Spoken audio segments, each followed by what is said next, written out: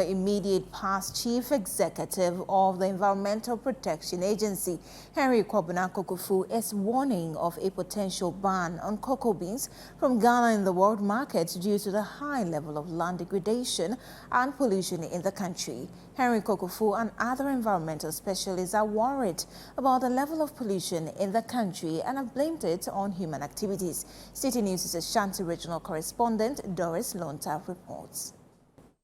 Cocoa has for years remained one of Ghana's major sources of foreign exchange.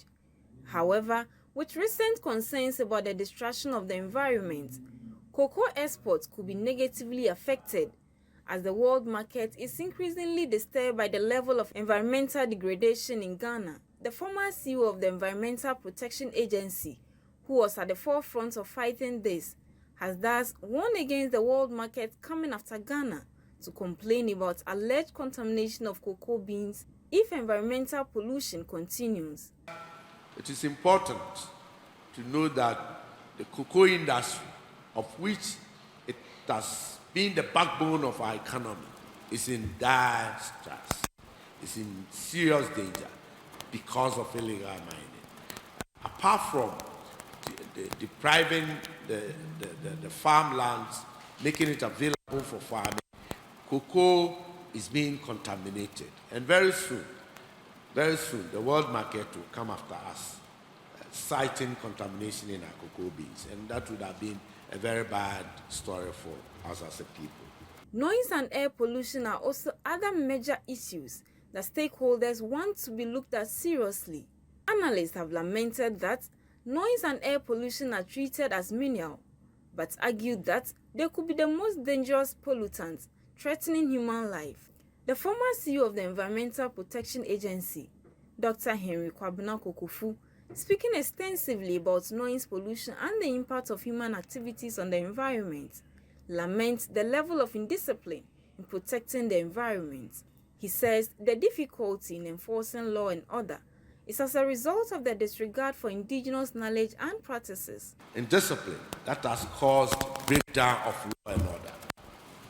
So enforcement of rules and regulations have become so difficult in this country that state institutions are finding it extremely tough to deal with some of these infractions. Do we have to continue this way? Young ones, I ask you, as for the old men and women, leave them because they can't change. But you guys and girls can change. Do we have to continue this way? Because there are health implications to these things. The Ghana Health Service, go to their website. What noise, excessive noise making, nuisance noise, what it causes onto the eardrum. Touching on the effects of noise pollution, Professor Smart Sapon of the Kumasi Technical University revealed that, according to research, noise pollution can increase diabetes by 17%, warning against noise-related pollution. One other thing that is also least talked about but is very dangerous to our health is the level of noise. In fact, there's a level of noise that can increase your diabetes, especially diabetes mellitus, by 17%. All right, so you've not eaten sugar or you've not done anything medical, just an admission of a certain level of noise hitting your eardrum at a time, your diabetes situation can rise by 17%. Prof. Sapon also regrets that law enforcement agencies are reluctant to enforce the laws initiated to protect the environment. All the fine regulations that we need in respect of environmental protection exist.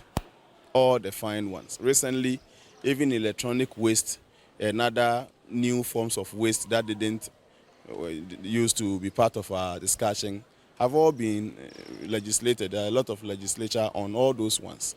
So as for the fine laws we have in the Republic of Ghana, our challenge remains the individuals who have been entrusted with the duty to enforce those laws, who themselves have original responsibility to keep the environment as given to us all by God, failing to accept that responsibility and failing to also enforce the law to the latter. Unfortunately, that is what is causing our case to degenerate.